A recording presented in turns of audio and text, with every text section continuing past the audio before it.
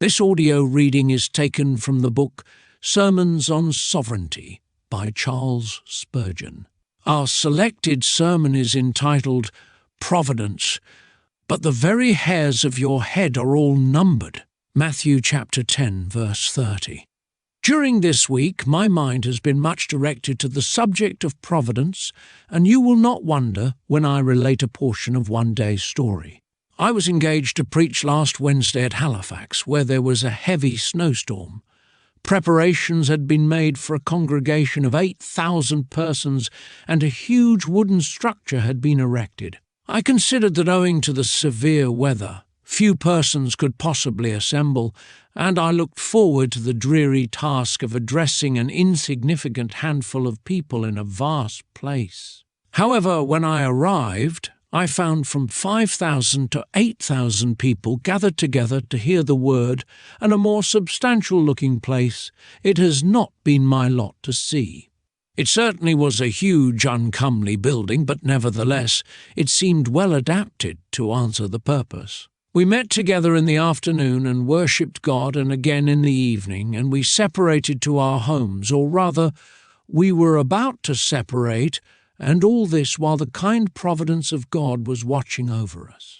Immediately in front of me there was a huge gallery, which looked an exceedingly massive structure, capable of holding 2,000 persons. This, in the afternoon, was crowded, and it seemed to stand as firm as a rock. Again in the evening there it stood, and neither moved nor shook. But mark the provident hand of God. In the evening, when the people were about to retire, and when there was scarcely more than 100 persons there, a huge beam gave way, and down came a portion of the flooring of the gallery with a fearful crash. Several persons were precipitated with the planks, but still the good hand of God watched over us, and only 2 persons were severely injured with broken legs, which it is trusted will be reset without the necessity of amputation. Now, this happened any earlier, not only must many more have been injured, but there are 1,000 chances to 1, as we say, that a panic must necessarily have ensued similar to that which we still remember and deplore as having occurred in this place. Had such a thing occurred, and had I been the unhappy preacher on the occasion, I feel certain that I should never have been able to occupy the pulpit again. Such was the effect of the first calamity, that I marvel that I ever survived. No human tongue can possibly tell what I experienced. The Lord, however, graciously preserved us. The fewness of the people in the gallery prevented any such catastrophe, and thus a most fearful accident was averted. But we have a more marvellous providence still to record. Overloaded by the immense weight of snow which fell upon it and beaten by a heavy wind, the entire building fell with an enormous crash 3 hours after life had left it, splitting the huge timbers into shivers and rendering very much of the material utterly useless for any future building. Now mark this, had the snow begun 3 hours earlier, the building must have fallen upon us, and how few of us would have escaped we cannot guess. But mark another thing. All day long it thawed so fast that the snow as it fell seemed to leave a mass, not of white snow, but of snow and water together. This ran through the roof upon us to our considerable annoyance, and I was almost ready to complain that we had hard dealing from God's providence. But if it had been a frost instead of thaw, you can easily perceive that the place must have fallen several hours beforehand, and then your minister and the greater part of his congregation would probably have been in the other world. Some there may be who deny providence altogether. I cannot conceive that there were any partakers of the scene who could have done so. This I know, if I had been an unbeliever to this day in the doctrine of the supervision and wise care of God, I must have been a believer in it at this hour. Oh, magnify the Lord with me, and let us exalt his name together. He hath been very gracious unto us, and remembered us for good. Now, when we look abroad into the world, we see, as we think, Such abundant proofs that there is a God that we are apt to treat a man who denies the existence of a God with very little respect or patience. We believe him to be willfully blind, for we see God's name so legible upon the very surface of creation that we cannot have patience with him if he dares to deny the existence of a Creator.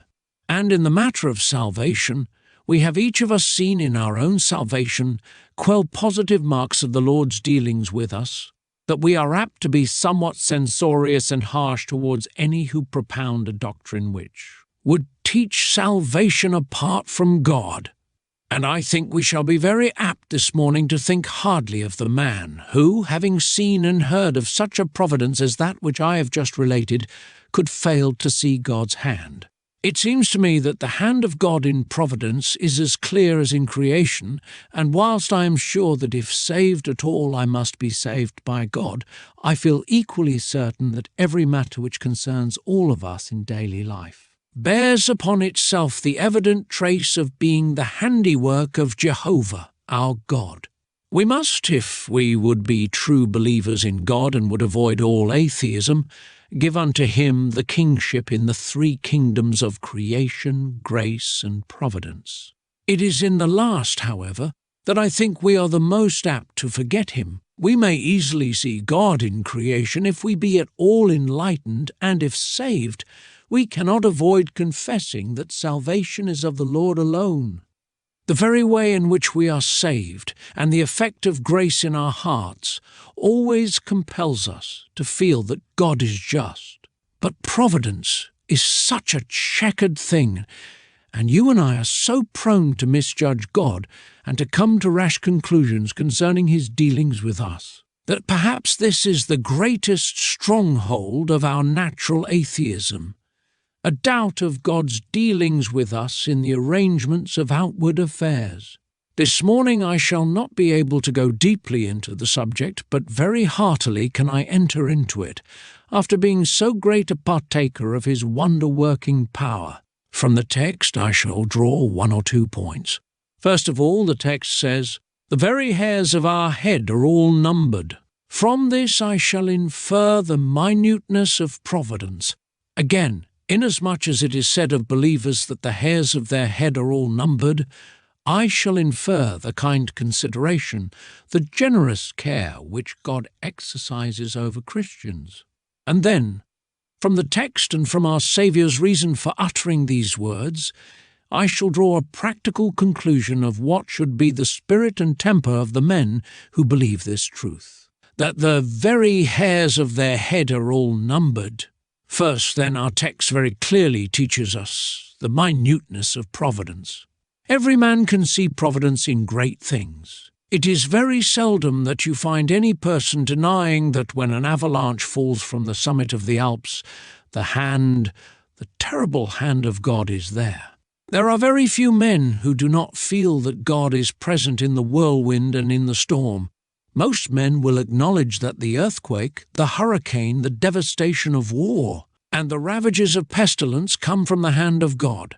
We find most men very willing to confess that God is God of the hills, but they forget that he is also Lord of the valleys. They will grant that he deals with great masses, but not with individuals, with seas in the bulk, but not with drops. Most men forget, however, that the fact which they believe of providence being in great things involves a providence in the little, for it were an inconsistent belief that the mass were in God's hand, whilst the atom was left to chance.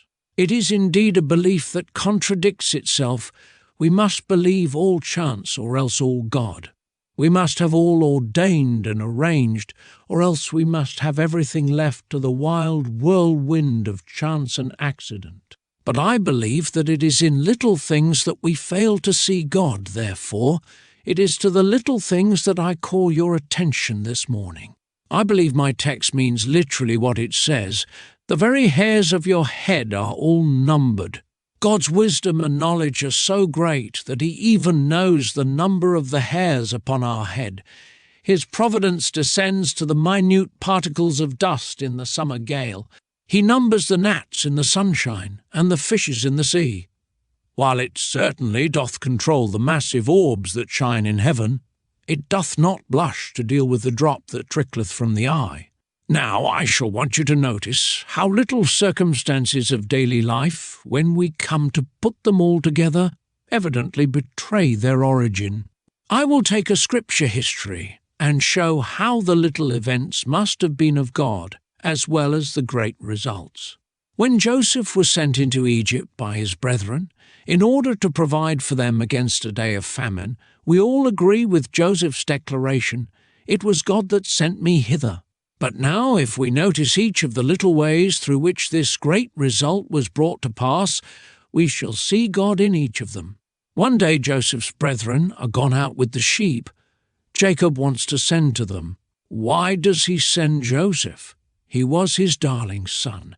He loved him better than all his brethren. Why does he send him away? He sends him, however. Then why should it have happened at that particular time that Jacob should want to send at all? However, he did want to send, and he did send Joseph. A mere accident, you will say, but quite necessary as the basement of the structure. Joseph goes, his brethren are in want of pasture, and therefore leave Shechem, where Joseph expected to find them, and journey on to Dothan. Why go to Dothan? Was not the whole land before them? However, Joseph goes there.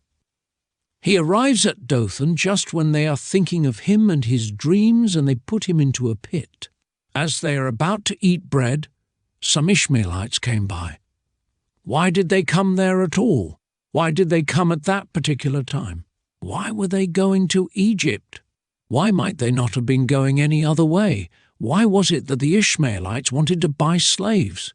Why might they not have been trading in some other commodity? However, Joseph is sold, but he is not disposed of on the road to Egypt.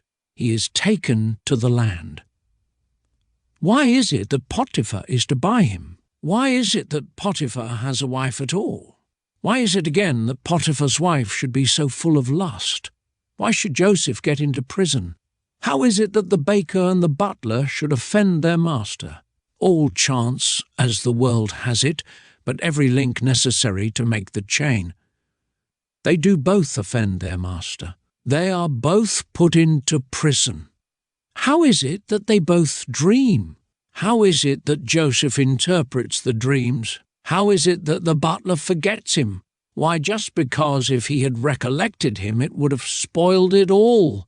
Why is it Pharaoh dreams? How can dreams be under the arrangement of God's providence? However, Pharaoh does dream. The butler then thinks of Joseph. Joseph is brought out of prison and taken before Pharaoh. But take away any of those simple circumstances, break any one of the links of the chain, and the whole of the design is scattered to the winds. You cannot get the machine to work if any of the minute cogs of the wheels are taken away. Everything is disarranged.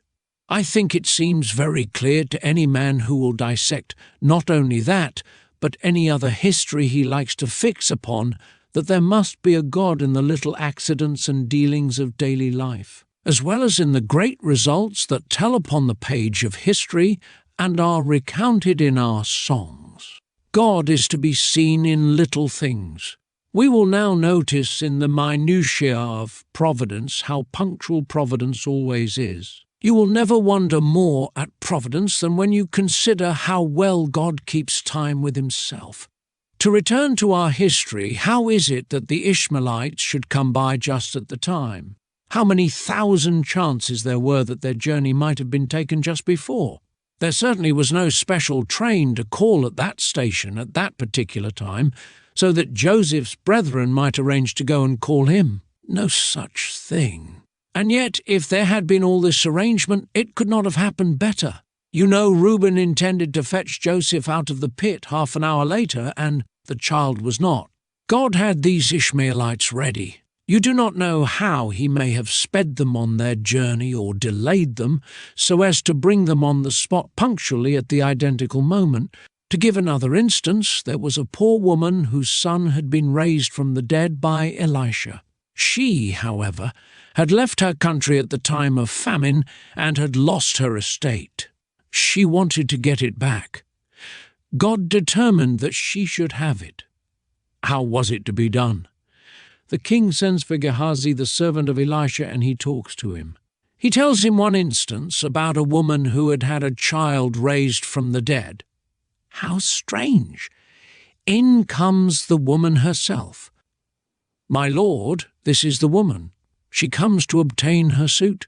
Her desire is granted just because at the very moment the king's mind is interested concerning her.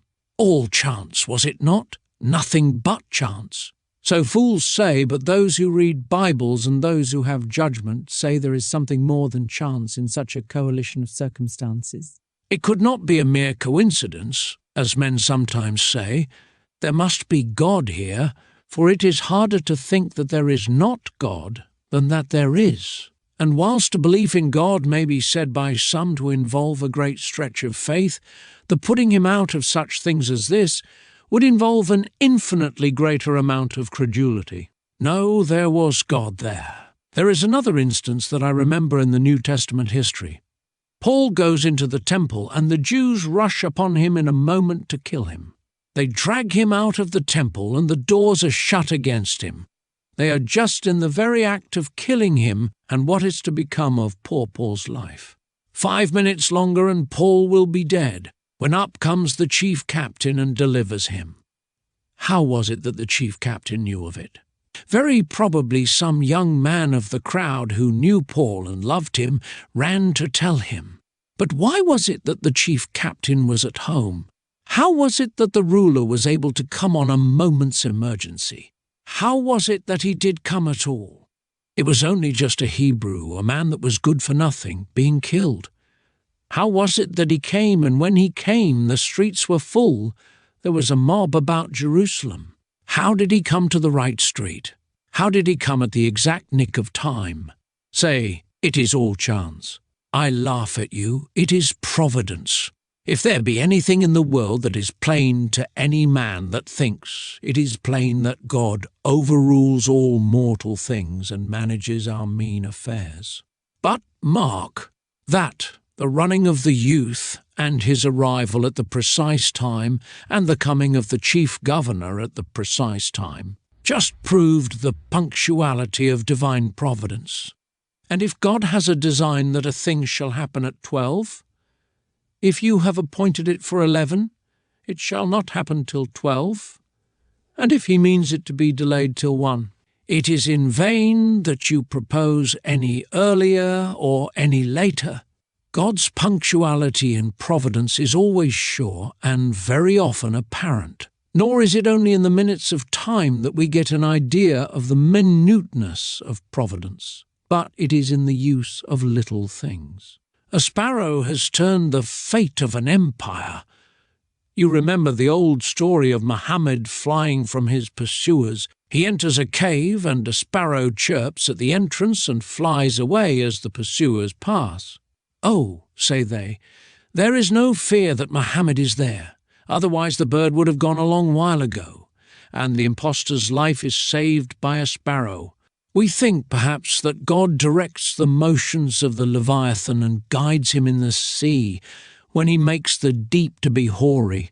Will we please to recollect that the guidance of a minnow in its tiny pool is as much in the hand of Providence as the motion of the great serpent in the depths?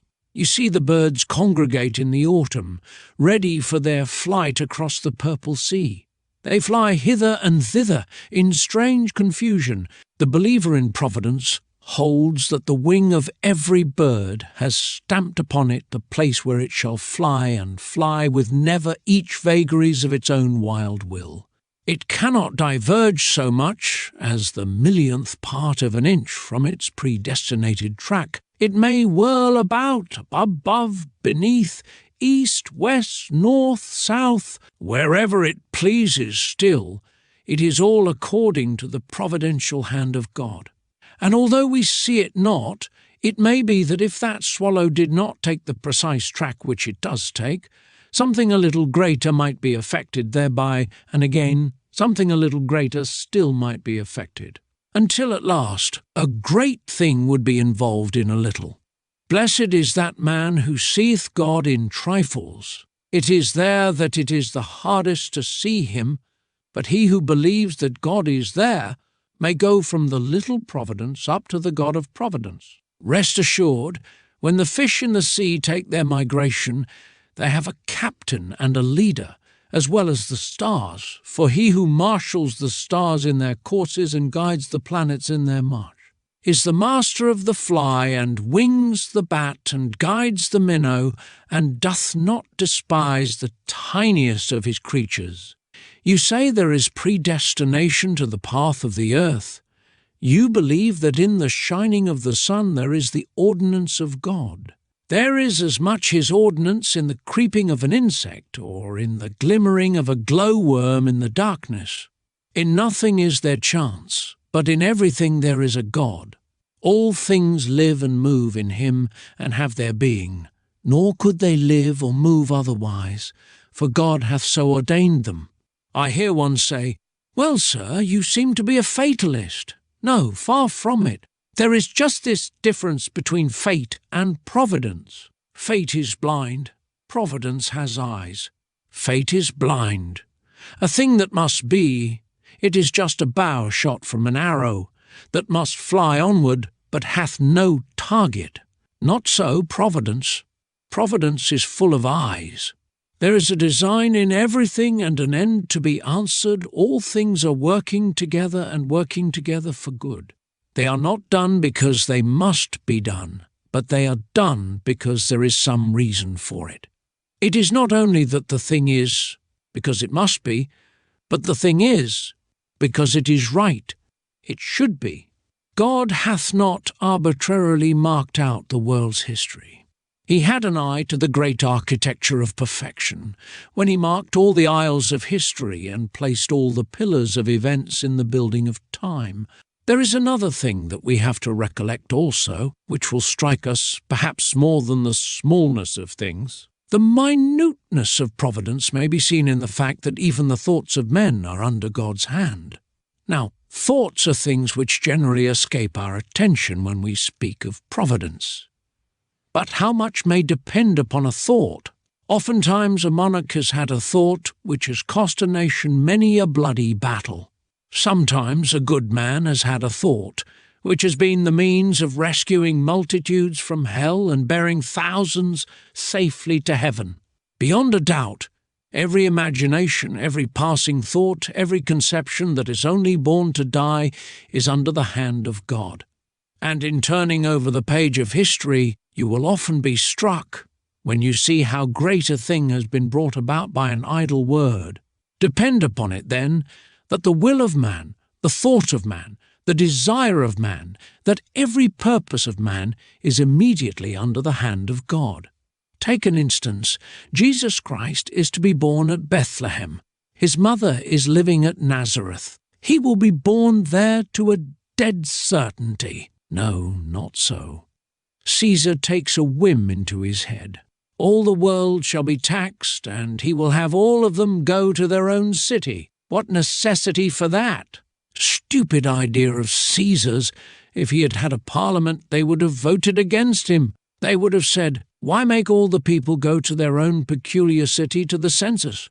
Take the census where they live. That will be abundantly sufficient." No, says he, "it is my will, and Caesar cannot be opposed." Some think Caesar mad. God knows what he means to do with Caesar.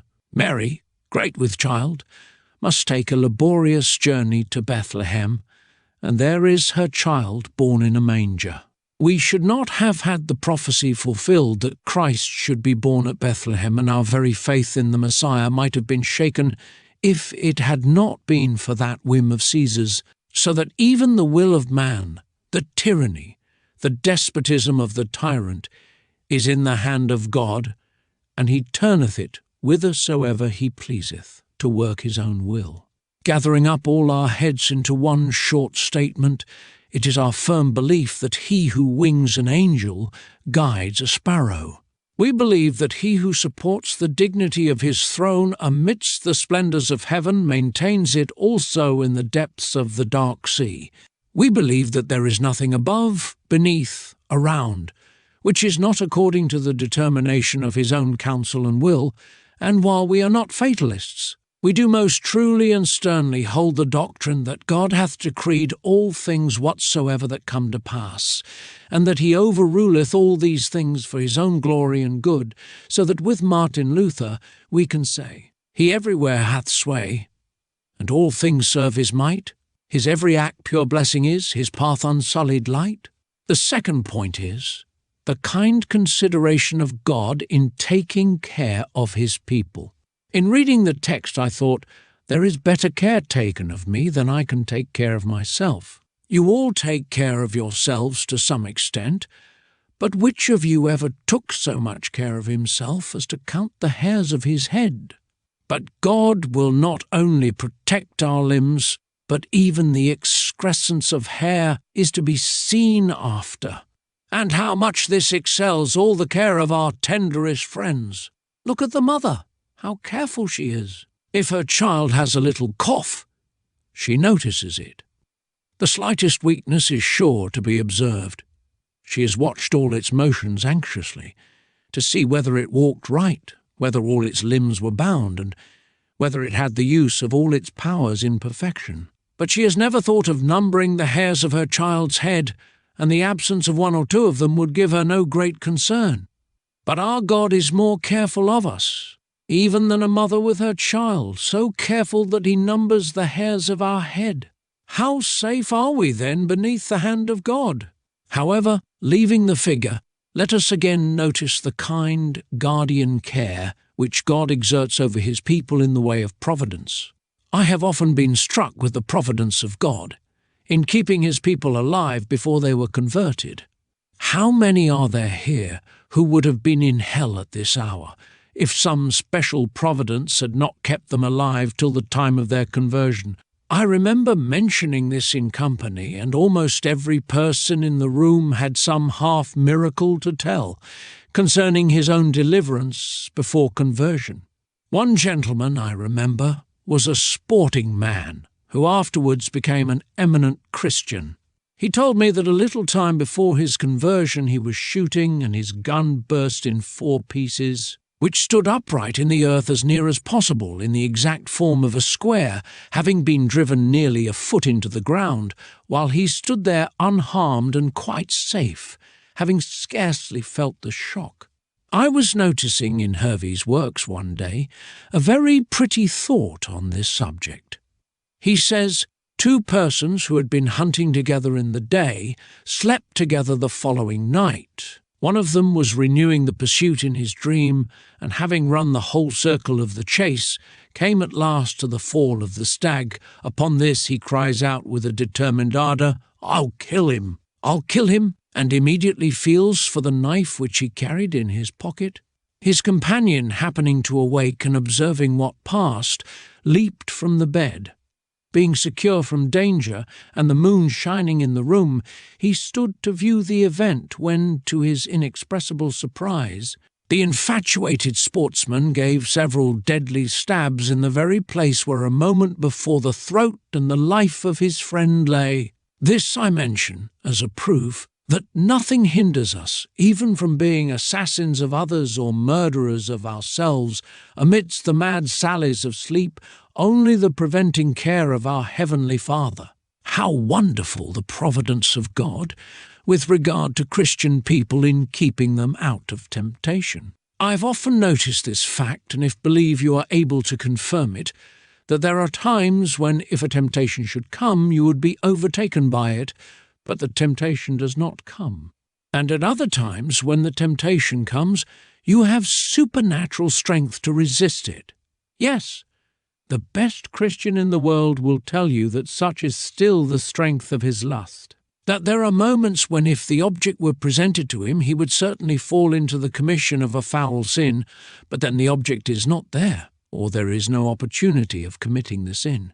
At another time, when we are called to go through a burning, fiery furnace of temptation, we have no desire towards the peculiar sin. In fact, we feel an aversion to it, or are even incapable of it. Strange it is, but many a man's character has been saved by providence The best man that ever lived little knows how much he owes for preservation to the providence, as well as to the grace of God.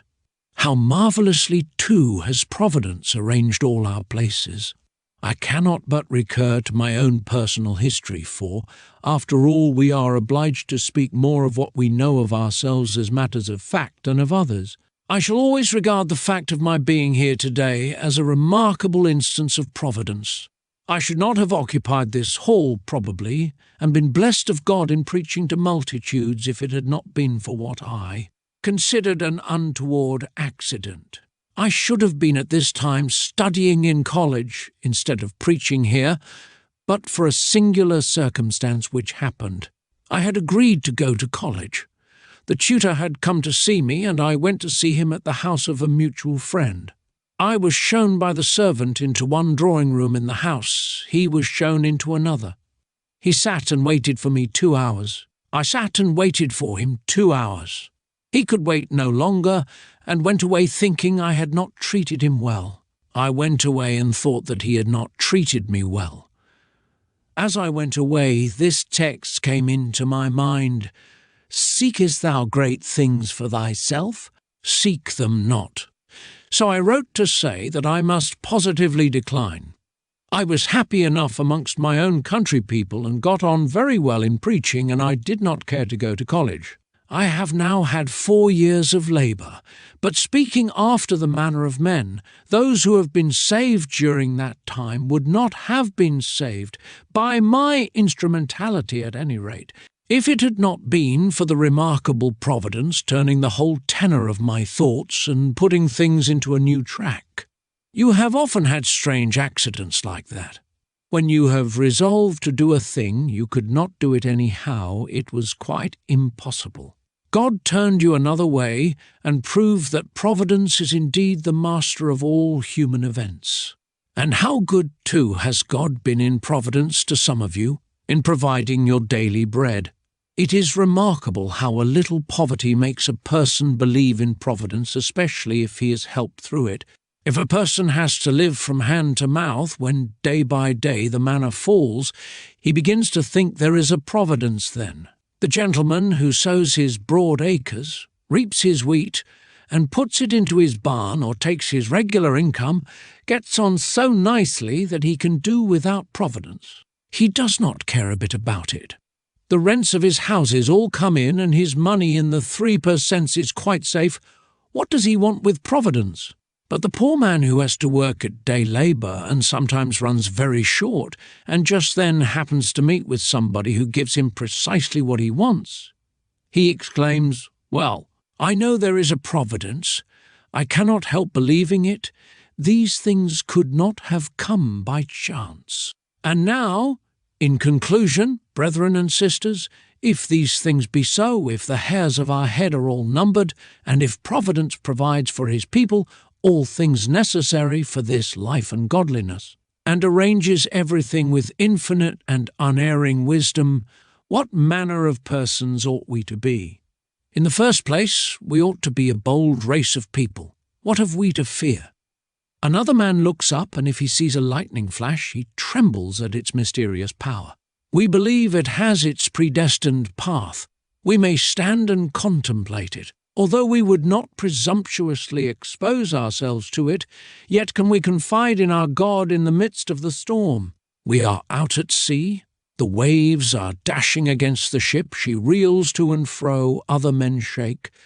Because they think this is all chance, we, however, see an order in the waves and hear a music in the winds. It is for us to be peaceful and calm.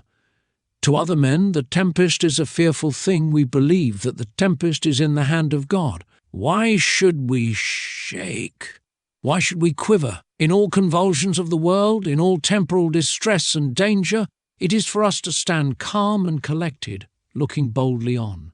Our confidence should be very much the same, in comparison with the man who is not a believer in Providence, as the confidence of some learned surgeon, who, when he is going through an operation, sees something very marvellous, but yet never shudders at it, while the ignorant peasant, who has never seen anything so wonderful, is alarmed and fearful and even thinks that evil spirits are at work. We are to say, "Let others say what they please. I know God is here, and I am his child, and this is all working for my good. Therefore will not I fear, though the earth be removed, and though the mountains be carried into the midst of the sea." Especially may I address this remark to timid people. There are some of you who are frightened at every little thing. Oh, if you could but believe that God manages all, why, you would not be screaming because your husband is not home when there is a little thunder and lightning, or because there is a mouse in the parlour, or because there is a great tree blown down in the garden. There is no necessity you should believe that your brother-in-law, who has gone to Australia, was wrecked because there was a storm when he was at sea. There is no need for you to imagine that your son in the army was necessarily killed because he happened to be before Lucknow, or if you think the thing necessary still, as a believer in God's providence. You should just stand and say that God has done it, and it is yours to resign all things into his hands. And I may say to those of you also who have been bereaved, if you believe in providence you may grieve, but your grief must not be excessive. I remember at a funeral of a friend hearing a pretty parable which I have told before and will tell again. There was much weeping on account of the loss of a loved one, and the minister put it thus. He said, "Suppose you are a gardener employed by another, it is not your garden, but you are called upon to tend it, and you have your wages paid you. You have taken great care with a certain number of roses, you have trained them up, and there they are, blooming in their beauty. You pride yourself upon them. You come one morning into the garden, and you find that the best rose has been taken away. You are angry. You go to your fellow servants and charge them with having taken the rose. They will declare that they had nothing at all to do with it, and one says, 'I saw the master walking here this morning. I think he took it.' Is the gardener angry then? No. At once he says, 'I am happy that my rose should have been so fair as to attract the attention of the master. It is his own. He hath taken it. Let him do what seemeth him good.' It is even so with your friends. They wither not by chance. The grave is not filled by accident. Men die according to God's will. Your child is gone, but the master took it. Your husband is gone, your wife is buried, the master took them. Thank him that he let you have the pleasure of caring for them and tending them while they were here. And thank him that as he gave, he himself has taken away. If others had done it, you would have had cause to be angry, but the Lord has done it. Can you then murmur? Will you not say, 'Thee at all times will I bless, having thee I all possess. How can I bereaved be, since I cannot part with thee?' And pardon me when I say, finally, that I think this doctrine, if fully believed, ought to keep us always in an equable frame of mind. One of the things we most want is to have our equilibrium always kept up. Sometimes we are elated. If I ever find myself elated, I know what is coming. I know that I shall be depressed in a very few hours. If the balance goes too much up, it is sure to come down again. The happiest state of mind is to be always on the equilibrium. If good things come, thank God for them, but do not set your heart upon them. If good things go, thank God that he has taken them himself, and still bless his name. Bear all. He who feels that everything cometh to pass according to God's will hath a great mainstay to his soul. He need not be shaken to and fro by every wind that bloweth, for he is fast bound, so that he need not move. This is an anchor cast into the sea. While the other ships are drifting far away, he can ride calmly through. Strive, dear friends, to believe this and maintain as the consequence of it that continual calm and peace which renders life so happy. Do not get fearing ills that may come tomorrow. Either they will not come, or else they will bring good with them. If you have evils today, do not multiply them by fearing those of tomorrow. Sufficient unto the day is the evil thereof. Oh, I would to God that some of you who are full of carking care and anxiety could be delivered from it by a belief in Providence. And when you once get into that quiet frame, which this doctrine engenders, you will be prepared for those higher exercises of communion and fellowship with Christ, to which distracting care is ever a fearful detriment, if not an entire preventive. But as for you who fear not God, remember, the stones of the field are in league against you. The heavens cry to the earth, and the earth answered to the heavens, for vengeance upon you on account of your sins. For you there is nothing good, everything is in rebellion against you. Oh, that God might bring you into peace with him, and then you would be at rest with all beside. Seek first the kingdom of God and his righteousness, and all these things shall be added to you. The Lord bless you in this, for Jesus' sake. Amen. This concludes our reading. Thank you for listening.